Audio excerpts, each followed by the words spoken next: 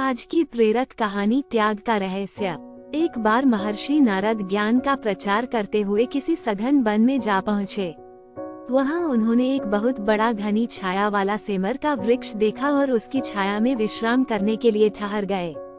नारद जी को उसकी शीतल छाया में आराम करके बड़ा आनंद हुआ। वे उसके वैभव की भूरी भूरी प्रशंसा करने लगे। उन्होंने उससे पूछा कि वृक्ष राज, तुम्हारा इतना बड़ा वैभव किस प्रकार सुस्थिर रहता है? पवन तुम्हें गिराती क्यों नहीं? सेमर के वृक्ष ने हंसते हुए ऋषि के प्रश्न का उत्तर दिया कि भगवान, बेचारे पवन की कोई सामर्थ्य नहीं कि वो मेरा बाल भी बांका कर सके। वो मुझे किसी प्रकार गिरा नहीं सकता। नारद जी को लगा कि सेमर का वृक्ष अभिमान के नशे में ऐसे वचन बोल रहा है। उन्हें यह उचित प्रतीत न हुआ और झुंझलाते हुए सुरलोक को चले गए। सुरपुर में जाकर नारद जी ने पवन से कहा, अमुक वृक्ष अभिमान पूर्वक दर्प वचन बोलता हुआ आपकी निंदा करता है, सो उसका अभिमान दूर करना चाहिए।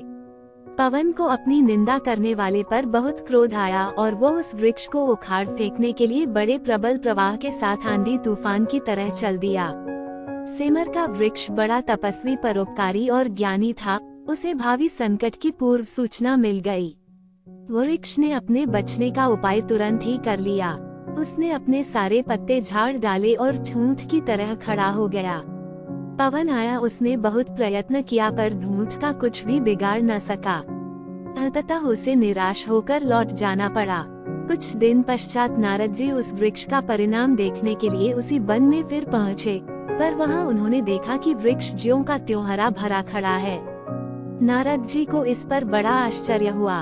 उन्होंने सेमर से पूछा, पवन ने सारी शक्ति के साथ तुम्हें उखाड़ने की चेष्टा की थी, पर तुम तो अभी तक ज्यों के त्यों खड़े हुए हो, इसका क्या रहस्य है?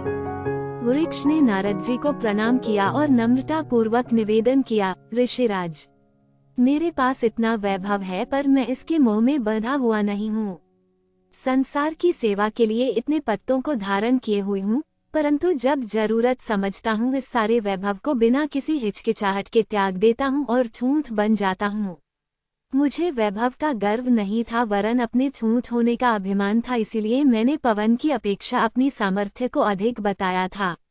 आप देख रहे हैं कि उसी निर्लिप्त कर्मयोग के कारण मैं पवन की प्रचंड टक्कर सहता हुआ भी यथापूर्व खड़ा हुआ हूँ। नारद जी समझ गए कि संसार में वैभव रखना, धनवान होना कोई बुरी बात नहीं है। इससे तो बहुत से शुभ कार्य हो सकते हैं। बुराई तो धन के अभिमान में डूब जाने और उससे मोह करने में है। यदि कोई व्यक्ति धनी होते हुए भी मन से पवित्र रहे तो वह एक प्रकार का साधु ही है। ऐसे जल में कमल की तरह निर्लिप्त रहने वाले कर्मयोगी साधु के लिए घर ही तपोभूमि है।